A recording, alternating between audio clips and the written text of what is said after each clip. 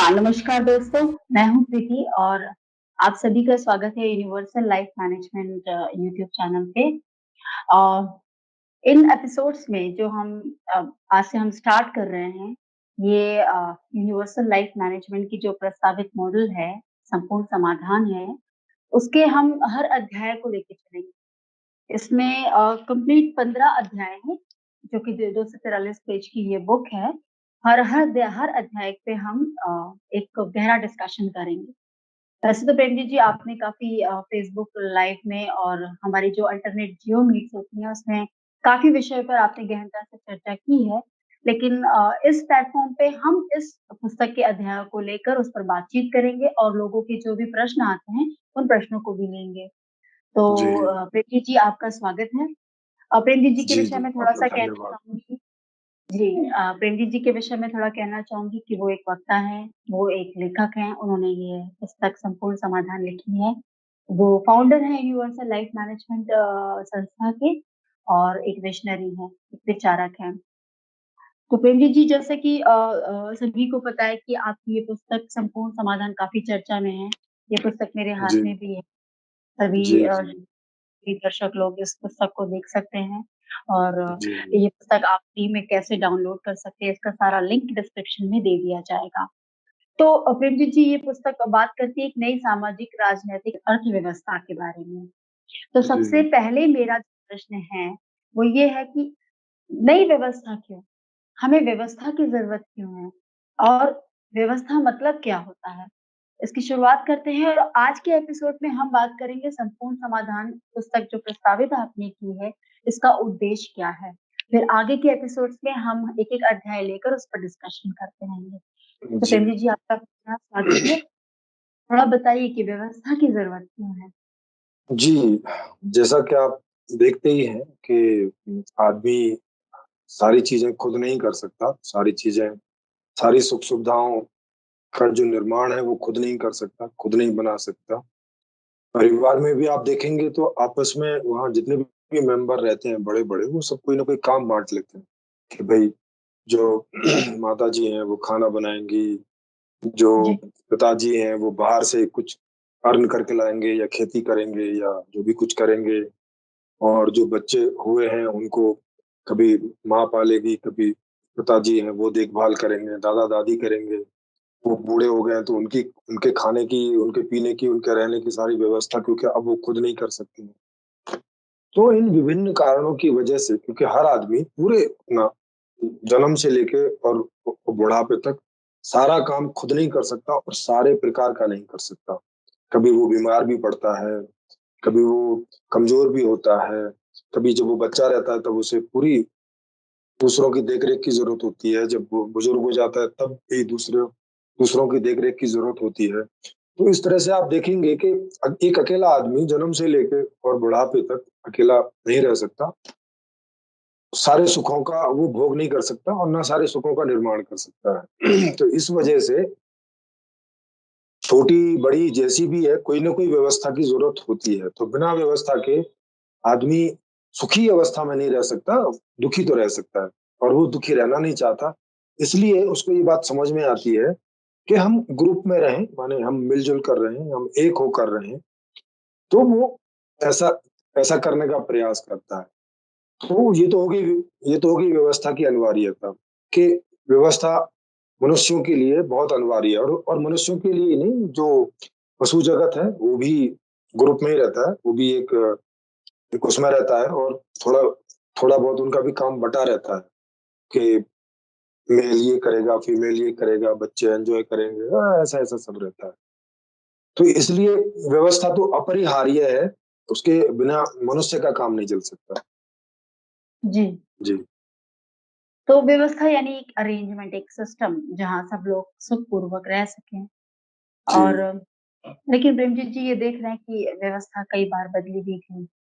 हुँ, कभी कभी कम्युनिस्ट रही जैसे आज कैपिटलिस्ट सोसाइटी में हम हैं, जी, तो जी, व्यवस्थाएँ बदलती रहीं और एक जी, तरीके से है कि अ, सुख के साथ दुःख भी रहा, हुँ, परेशानियाँ भी रहीं, समस्याओं का ऐसे पूरा निवारण सा नहीं दिखा। मुझे जी, एक बात याद आती है आपने फेसबुक लाइव में कही थी कि व्यवस्था जो है जो आज की जो व्यवस्था है, अभी कुछ दिन पहले ही आपका एक फेसबुक लाइव सेशन मैं देख रही थी, तो उसमें हुँ, आपने ये बताया था कि जो व्यवस्था जो अभी बनी हुई है, उसमें इंसान को अपने आप से एडजस्ट करना पड़ रहा है। चाहे वो हुँ, सामाजिक स्तर पे हो, चाहे वो जी, पारिवारिक स्तर पे हो, चाहे वो आर्थिक स्तर पे हो। तो उसमें वो अपने आप को फिट उसी तरीके से वो अपने आप को एडजस्ट कर रहा है, एडॉप्ट कर रहा है। जी, और जी, आपका कहना है कि व्यवस्था ऐसी हो जैसा मानव खुद है, हुँ, मानव यानी चेतना।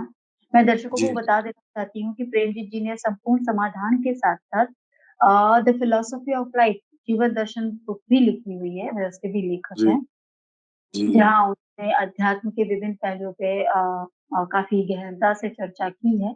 एक नया जी, प्रकार का दर्शन शास्त्र है वो, जो कि मेरे हुँ, भी बहुत के बहुत करीब है, मैंने उसको 2 से 3 बार पढ़ा है, जिसमें वो जी, उन्होंने हम एज़ अ कॉन्शियसनेस हम चेतन हैं, हम और चेतन होते हुए हम कैसे बिहेव करते हैं, क्यों बिहेव करते हैं, उसको काफ़ी विस्तृत रूप से आपने उसको एक्सप्लेन किया है। जो कि ये जी, संपूर्ण समाधान 3 अध्यायों को पूरा होने के बाद हम जीवन दर्शन पर भी आएँगे। तो आते हैं व्यवस्था के विषय में कि व्यवस्था में आपने कहा है कि मानव जैसा है, यानी हम जैसे हैं, हम यानी चेतना, कॉन्शियसनेस हम जैसे हैं, व्यवस्था वैसी बननी चाहिए। तो तो आपने तो संपूर्ण समाधान में पूरा दे दिया है कि ऐसी व्यवस्था होनी चाहिए।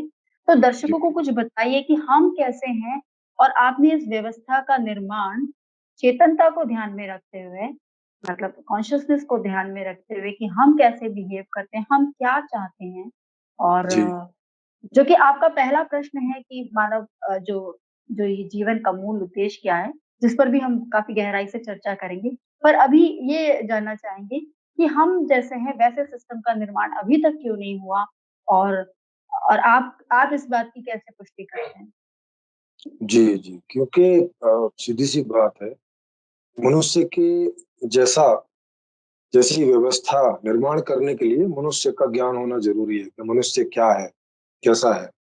तो अगर जब तक उसका ज्ञान नहीं होगा तो सीधी-सी बात है कि व्यवस्था कुछ और आधार से बनेगी और अभी तक जो लोग रहे हैं पीछे, तो वो व्यवस्था को बनाते आए हैं बिना ये जाने कि मनुष्य कैसा है और चूँकि इसका ज्ञान उदय भी नहीं हुआ था, तो उनको मालूम भी नहीं था। तो बाहर की बहुत सारी चीज़ों को देख के और उस हिसाब से वो एक व्यवस्था बना लेते थे और फिर जो-जो दिक्कत आती रहती थी उसको सॉर्ट आउट करने की कोशिश कोशिश करते थे। अगर वो सॉर्ट आउट हो जाती थी तो ठीक है, नहीं होती थी तो वो कॉन्फ्लिक्ट होता रहता था समाज में और फिर वो उस कॉन्फ्लिक्ट के की वजह से जितने सारे लोगों को परेशानी होती थी, वो एक अलग से ग्रुप बना लेते थे। उनको कुछ सूझता था, वो अपनी एक अलग से व्यवस्था बना लेते थे और ऐसे करके ये एक के बाद दूसरी, दूसरे के बाद तीसरी व्यवस्थाएँ चलती चली आई, जिन्हें आज हम धर्म के नाम से जानते हैं।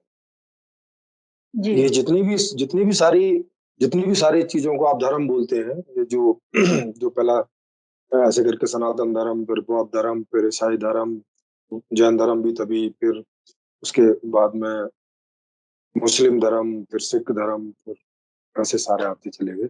तो ये धर्म क्या है? जीने का एक तरीका, जीने का ढंग। वो देखते हैं कि भई ऐसे और उसमें उनकी दोनों चीज़ें शामिल हैं। यहाँ के जीवन का भी रहन-सहन का ढंग और उन्होंने एक कुछ ऐसा जो दिखता नहीं है, ऐसा जो कोई ईश्वर और उसका और उसकी पूजा-पाठ और वो भी सब उसका हिस्सा रहे हैं। तो उनको क्योंकि इस चेतन की इस चेतन का ज्ञान नहीं था। ये मनुष्य क्या है, क्यों है, किस लिए है, इसका जीवन का क्या उद्देश्य है, ये किन परिस्थितियों में कैसे व्यवहृत करता है, वगैरह-वगैरह, वो सारा ज्ञान उनको था नहीं। तो उन्होंने पहले व्यवस्था बना ली इस ज्ञान के बिना।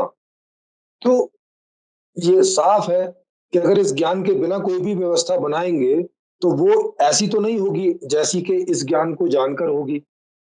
तो जी। वो एक व्यवस्था बनेगी और उसमें फिर आदमियों को सेट करने की कोशिश होगी। और जो आदमी उस व्यवस्था के अनुरूप नहीं चलेगा, उसके लिए पुलिस होगी, उसके लिए आर्मी होगी, उसके लिए लठैत होंगे, उसके लिए जेलें होंगी, उसके लिए ये होगा, वो होगा। और कोई आदमी उस व्यवस्था के अनुरूप नहीं चल रहा है, ये इसी से सिद्ध होता है कि वो व्यवस्था उस आदमी या उस तरह के लोगों के लिए तो नहीं है, या उस तरह के लोगों को उस तरह की चीज़ों के लिए तो नहीं है। हुँ, है ना? हुँ। तो इससे भी हमें पता चलता है कि वो व्यवस्थाएँ पर्याप्त नहीं थी। पूरी तरह से ठीक नहीं थी। बस व्यवस्था बनाई एक मोटा-मोटा जैसे लोग बना सकते हैं और फिर उसको ये नियम बना दिया कि भई सबको इसे पालना पड़ेगा।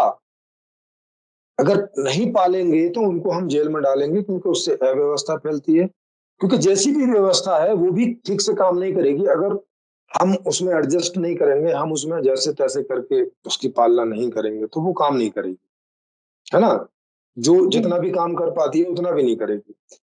और ये परिणाम से हमें मालूम ही है आज तक कि अभी तक ऐसी कोई व्यवस्था नहीं बनी कि जो जिसमें आदमी चोरी ना करे, हेरा-फेरी ना करे, मर्डर ना करे, बलात्कार ना करे, जासूसी ना करे, भ्रष्टाचार ना करे, एक-दूसरे को दुःख पैदा ना करे, ऐसी कोई व्यवस्था अभी तक धरती पे दिखाई नहीं पड़ती बिल्कुल। है ना? कोई भी जितनी भी ये पुरानी व्यवस्थाएँ आज तक की, ऐसी कोई व्यवस्था नहीं दिखाई पड़ती, जो कि जितने तरह के आदमी होते हैं, जितनी तरह की चेतनाएँ होती हैं, जितने उन सबको एड्रेस करती हो, उनके हिसाब से।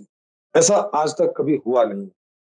और उस आपने मुझसे पूछा कि क्या कारण है इसके पीछे? कारण यही मैंने आपको बताया कि ये जो चेतना है, इसका ज्ञान नहीं था प्रॉपर।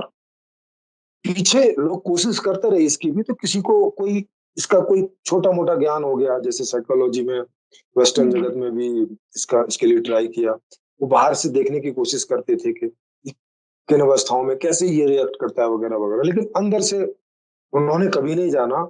यहाँ के लोगों ने अंदर से जानने की कोशिश की मगर वो कोई एक आध गुण जान के रह गए, कोई एक आध उसका फंक्शन जान के रह गए, पूरा नहीं जान सके ठीक से। तो अब ये मैंने पहली बार इस पूरी चेतना को अंदर से और बाहर से, दोनों तरह से अच्छे से जाना है और इसके पूरे फ्रेम को जाना है। और एक जो पूरा बड़ा फ्रेम है जिसके अंदर ये सारी प्रकार की चेतनाएँ आ जाती हैं, उस फ्रेम को जाना है। और उस फ्रेम के हिसाब से इस व्यवस्था का मैंने डिज़ाइन तैयार किया है। इसलिए ये डिज़ाइन ऐसा है कि इसमें हर प्रकार की जो चेतना है, उसको वो जैसे जीना चाहती है, वो जी पाएगी। उसके लिए सारा वहाँ पे डिज़ाइन है पूरा का पूरा। मोटा-मोटा आप देख ही सकते हैं कि मोटा-मोटा आदमी क्या चाहता है कि जब वो बच्चा होता है तो देख-रेख चाहता है, माने खान-पान, रहन-सहन, खिलौने, खेल-कूद इत्यादि ऐसी चीज़ें चाहता है, प्रेम चाहता है। तो ये वो उसको इसमें स्वाभाविक रूप से मिलेंगे। उसके बाद एजुकेशन ऐसी चाहता है कि जिसमें उसकी रुचि हो, उस तरह से वो एजुकेट होता चला जाए। उसके उसके हिसाब से, सिस्टम के हिसाब से नहीं, उसके हिसाब से। सिस्टम ऐसा हो कि वो उसके हिसाब से चीज़ों को प्रोवाइड कराता हो, चीज़ों को देता हो। इस तरह का जो है फ्लेक्सिबल एक पूरा सिस्टम। तो उसको उसके हिसाब की एजुकेशन, उसको उसके इसका हिसाब की ट्रेनिंग, फिर उसको उसके हिसाब का जॉब, फिर उसको उसके हिसाब का जो है जॉब के बाद में जब वो रिटायर हो जाए तो उसकी ज़िंदगी। इस प्रकार से मैंने उस पूरे सिस्टम को डिज़ाइन किया है। उसमें उसी हिसाब से अर्थशास्त्र डाला है, उसी हिसाब से पॉलिटिकल जो मॉडल है, राजनीतिक मॉडल वो डाला है, उसी हिसाब से सामाजिक मॉडल डाला है, उसी हिसाब से हुँ। पारिवारिक मॉडल सेट किया है, उसी हिसाब की फिलॉसफी है, नई फिलॉसफी दी है। तो ये सब उसी के हिसाब का डाला है। तो इसलिए अब ये व्यवस्था इस प्रकार की गारंटी दे सकती है कि इसमें हर आदमी वो जैसी ज़िंदगी जीना चाहता है वैसी ज़िंदगी जी सकेगा। उसको अपने आप को एडजस्ट नहीं करना पड़ेगा किसी नियम में, क्योंकि उसमें नियम ही ऐसे बने हैं कि वो आप उनको चाहते ही हैं कि वो वैसे हों। मतलब अभी जी, तक के जो थिंकर्स रहे हैं जैसे कार्ल मार्क्स रहे हैं और भी जितने पॉपुलर थिंकर्स रहे हैं, जी, उन्हें आप ये कहना चाहते हैं कि उन्हें कॉन्शसनेस का नॉलेज ज्ञान नहीं था, नहीं, कि जी, बिल्कुल, कॉन्शसनेस कैसा बिहेव करती है, इस वजह से वो सिस्टम जो भी वो डिज़ाइन हुआ, वो सिस्टम इनकम्प्लीट सा ही रहा। बिल्कुल। क्योंकि जैसा कि अभी आपने बताया कि जितने भी कॉन्फ्लिक्ट्स हैं, दुःख हैं, जी, पॉवर्टी है, जी, गरीबी है, बलात्कार है, शोषण है, तमाम तरीके की चोरी-चमारी हैं, ये सब अभी भी जी। पहले भी होते थे और अब तो हाँ, अभी भी पॉपुलेशन हो बढ़ गई है, टेक्नोलॉजी इतनी एडवांस हो गई है कि अब और हाइलाइट हो रही हैं चीज़ें और हमारे सामने जी, और भी वारदातें सामने आती ही जा रही हैं। तो जी, ये हम समझ चुके हैं, हम इसको रिलेट कर चुके हैं कि जितने भी सिस्टम अभी तक आए, उनको कदाचित कदाचित क्या उनको था ही नहीं नॉलेज कॉन्शियसनेस का। जी, तो प्रेमजीत जी, जब आपकी बात आती है, आपने संपूर्ण समाधान व्यवस्था जो डिजाइन की है, मुझे लगता है उसका आधार भी यही था कि आपको चेतना की समझ रही। आपने जो जी, अपनी जीवन दर्शन, संपूर्ण जीवन दर्शन पुस्तक बहुत ही सुंदर तरीके से आपने उसमें पूरा व्याख्यान किया है सारी अवस्थाओं का, चेतना की जी, जितनी अवस्थाएं होती हैं। तो वो कदाचित वो एक बेस रही, वो आधार रही, क्योंकि आपने चेतना को समझा कि वो क्या चाहता है, वो जी, क्या इच्छा करता है। और वो जो ये चोरियां और ये जो तमाम तरीके के कॉन्फ्लिक्टिंग बिहेवियर्स हैं, वो इसमें ग्रसित तभी होता है जब उसको वो चीजें जो है सरलता से व्यवस्था जो है नहीं नहीं उसको मिलती। दे, तो फिर वो बिल्कुल, उन तरीकों को अपनाता है। और इसी जी, वजह से शायद साइकोलॉजिकल जो साइकोलॉजिकल पैटर्न्स दिखते हैं सोसाइटी में, जैसे कि सुसाइडल केसेस दिखते हैं, and people are very hallucinating, वो ड्रग्स जी, लेते हैं। तो ये सारे रीजंस कहीं ना कहीं हम इसको रिलेट कर पा रहे हैं कि ये रीजंस है जिसकी वजह से वो साइकोलॉजिकली अफेक्टेड होते हैं। बिल्कुल, तो तो हमारे दर्शकों को आपके विषय में और आपने जो ये संपूर्ण समाधान पुस्तक लिखी है, इसके मोटे-मोटे पॉइंट्स पता चल गए हैं कि इसमें आप एक नए सिस्टम के बारे में, मतलब पूरी तरीके से कंप्लीटली न्यू सिस्टम आपने प्रपोज किया है। जी, एक जी, कंप्लीट सामाजिक व्यवस्था है, एक नई अर्थशास्त्र आपने दिया है, नया राजनीति शास्त्र दिया है, ऑफ कोर्स जी, नया सामाजिक शास्त्र भी है। तो जी, पेंडी जी, इसका पहला प्रश्न जो है हम अगले एपिसोड में लेंगे। दर्शकों को थोड़ा जो हमारे जो जीवन का जो मूल उद्देश्य है, उसको जानने में सहूलियत होगी, तो हम आगे के एपिसोड में देखेंगे। अभी हम थोड़ा ये जानना चाहेंगे कि यूएलएम, यूनिवर्सल लाइफ मैनेजमेंट का जो संस्था का जो आपने गठन किया है, आप उसके फाउंडर हैं, उसका उद्देश्य क्या है? वो ऐसा क्या करना चाहते हैं? क्योंकि पुस्तक तो आपने लिख दी और जी, इसमें आपने पूरी व्यवस्था को अच्छे से लिख दिया। आपने दूसरी पुस्तक में चेतना कैसे व्यवहरित होती है, चेतना यहाँ हम क्यों है, तमाम तरीके की बातों को एड्रेस कर दिया है और ये लोगों तक पहुँच रही है। तो जी, जी। यूएलएम का उद्देश्य रोल क्या आता है? ये भी दर्शक जानना चाहेंगे।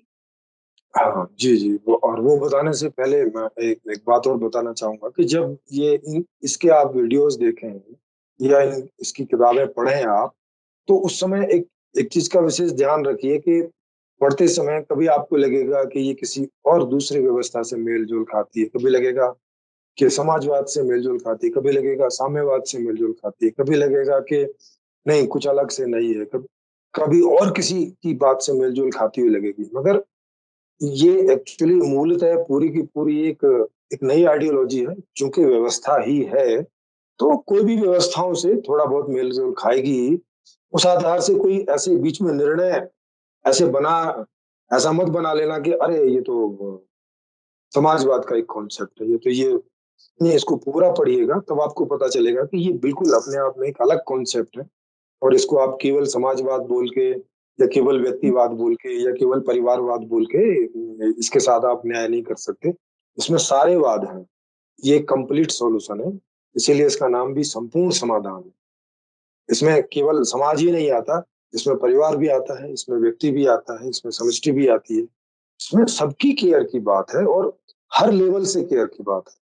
बिल्कुल। समाजवाद जो है वो समाज को प्रमुख मानता है, व्यक्ति और परिवार को प्रमुख नहीं मानता, लेकिन इसमें ऐसा नहीं है। इसमें सारी चीज़ें जो है प्रमुखता से हैं और मुख्य रूप से वो लोगों के लिए है। सबसे पहले आदमी है, उसके बाद फिर कुछ है। तो ये जी। समाजवाद जैसा ऐसा करके नहीं है। अब आते हैं आपके प्रश्न पर, तो आपका जो प्रश्न है वो ये है कि भई जो ये मैंने यूएलएम जो संस्था बनाई है, तो उसका क्या उद्देश्य है? उसका उद्देश्य ये है कि ये जो भी सारा ज्ञान और ये जो भी सारी जो व्यवस्था है, ये लोगों तक पहुँचे, इसका उद्देश्य ये है कि ये विभिन्न माध्यमों से लोगों तक पहुँचे, नंबर 1। दूसरा कि जो लीडर्स हैं, माने जो नेतृत्व करने वाले हैं, जो फिलोसोफर्स हैं, जो थिंकर्स हैं, उनको ये जो भी दुनिया में इधर-उधर बिखरे हुए हैं, उनको कलेक्ट करेगी, इकट्ठा करेगी और एक एक ऐसा प्रोग्राम भी चलाएगी कि जिससे उनकी जो क्षमता है, वो उसमें निखर के आएगी, वो और निखरेगी और वो एक एक दिशा में होगी, वो ऐसे नहीं होगी कि भई कुछ भी चल रहा है, किधर भी कुछ भी हो रहा है। तो जितनी भी दुनिया में नेतृत्व करने वाले हैं, थिंकर्स हैं, मैनेजमेंट करने वाले हैं और इन चीज़ों को अलग-अलग विभिन्न माध्यमों से पहुँचाने वाले हैं, वो चाहे आर्टिस्ट हैं, कलाकार हैं या कोई भी हैं, तो वो उनको इस इस पूरे माध्यम में कलेक्ट करना और उनको इस एक दिशा में चलने के लिए उनकी मर्जी से उनको प्रेरित करना कि वो इस पर इकट्ठे हों और उन्हें लगता है कि ये ठीक है, तो वो एक दिशा में चलें।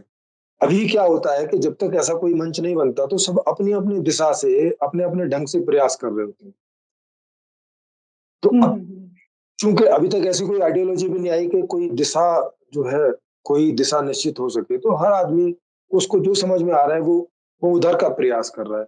इससे क्या होता है कि सारे प्रयास बिखर जाते हैं और उनमें से कोई भी प्रयास इतना सघन और इतना मास लेवल का नहीं हो पाता कि वो कोई परिवर्तन पैदा कर सके। तो हुँ, कोई हुँ। पूरे समाज को कोई एक निश्चित दिशा दे सके। तो समाज बिखरा रहता है, बँटा रहता है ना, फ्रेगमेंटेड रहता है हर दिशा में। हुँ, हुँ। तो इस ये मंच जो है उन सभी को एक दिशा में लाने की बात करेगा। तो एक तो ये अपनी एक दिशा दे ही रहा है जो मैंने लिखा है, लेकिन उसमें पूरी फ्लेक्सिबिलिटी भी है, पूरी आज़ादी भी है कि अगर किन्हीं के पास इससे बेहतर दिशा हो, इससे बेहतर प्रोग्राम हो, तो वो भी उस प्रोग्राम को वहाँ रख सके और अगर वो बेहतर है इससे तो हम लोग उस प्रोग्राम को आगे लेके चलेंगे और इसको ड्रॉप कर देंगे। माने अच्छा। कुल मिला के किसी एक ही दिशा में चलना है। हुँ, फ्रैगमेंटेड हुँ। होके नहीं चलना है।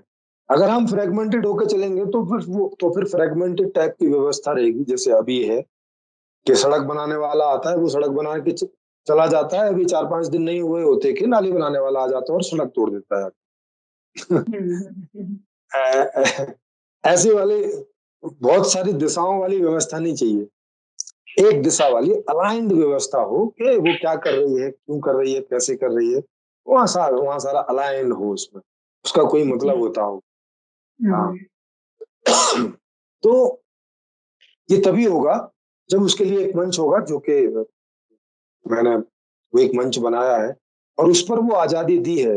नहीं तो ऐसे तो बहुत सारे मंच हैं, लेकिन वो दूसरों को आज़ादी नहीं देते कि वो अपनी बात वहाँ रख सकें और अगर उनकी बेहतर है, तो ये वाला मंच उनकी बात को आगे लेके चले। ऐसा करके कोई मंच अभी अभी कहीं दिखता नहीं है, क्योंकि ऐसा हुँ। होता तो हम लोग वहाँ पहुँच जाते। हम लोगों को जी। मंच बनाने की ज़रूरत नहीं होती।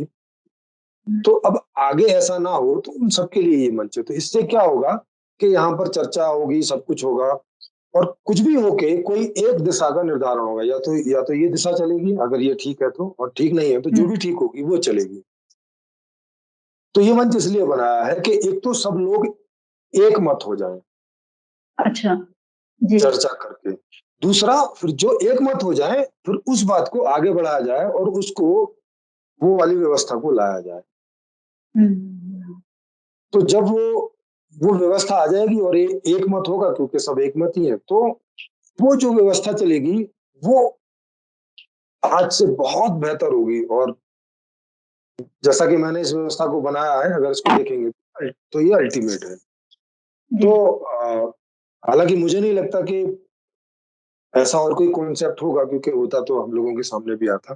पर फिर भी हुँ, हुँ। इसका मौका तो हमेशा रहना चाहिए कि पता नहीं कहाँ कौन हो हुँ, हुँ, हुँ। और इस तरह से भी रहना चाहिए कि कई बार लोग क्या होते हैं कि उनको लगता है कि अच्छा ये तो भई अपना ही करेंगे, हमारा तो सुनेंगे नहीं। तो हुँ। वो आने से रह जाते हैं। अभी क्या होगा कि वो आएँगे। यही सोच के आएँगे कि भई उनके पास एक कॉन्सेप्ट है और उसको वो इस पे रखेंगे। ठीक? बिल्कुल। तो जब रखेंगे तो चर्चा होगी। हुँ, हुँ। तो उन तो जब उनके कॉन्सेप्ट पे चर्चा होगी और अगर उनके कॉन्सेप्ट में गलती है तो वो चर्चा के दौरान उन्हें भी पता चलेगा और बाकी को भी पता चलेगा। हुँ, तो हुँ, हुँ।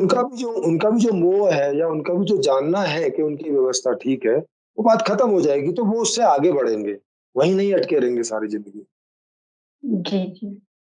हाँ, या जैसे हमें पता चलेगा कि भई हमारी व्यवस्था से बढ़िया और कोई दूसरी व्यवस्था है, तो हम लोग इसको छोड़ के उसके साथ लग जाएँगे।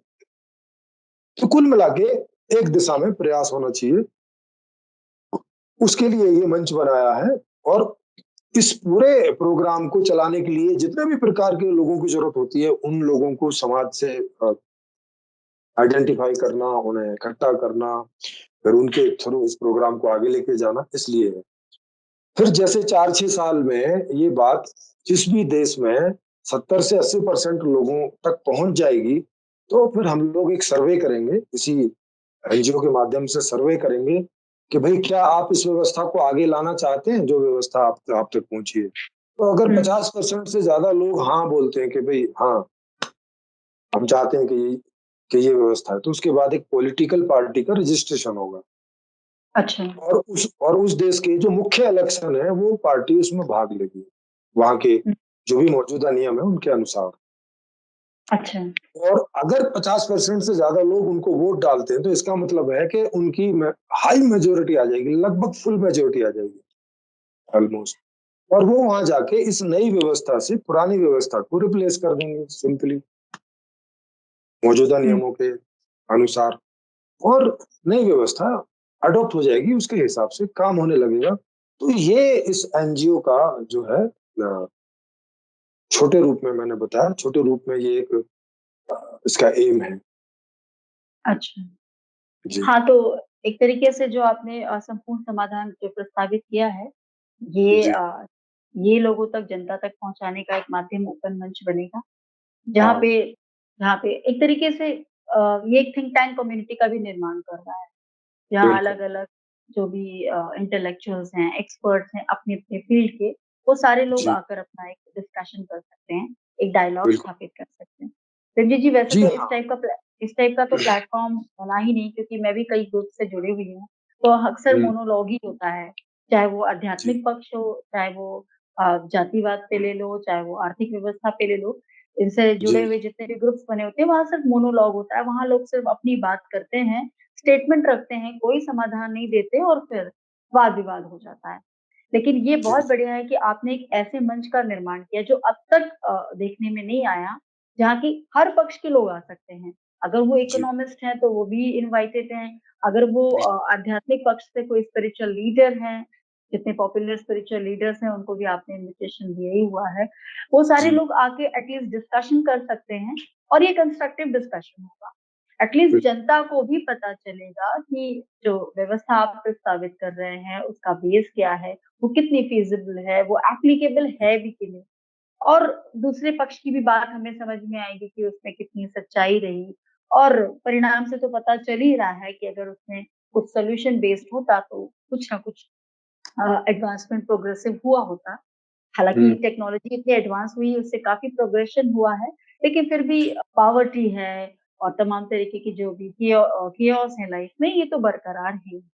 तो आपकी जी, बुक तो मैंने पढ़ी हुई है, और चूँकि फ़ेसबुक पे मेरे सोशल मीडिया पे इतने फॉलोवर्स हैं, इतने फ्रेंड्स हैं, कनेक्शंस हैं, तो वो मुझसे पूछते भी हैं कि चूँकि वो जानते हैं कि मैं आध्यात्मिक पक्ष में किसी की और ओशो की फॉलोइंग करती थी, तो मैं उस टाइप की एडवोकेसी करती रही, मतलब फिलॉसफी सेक्शन पे।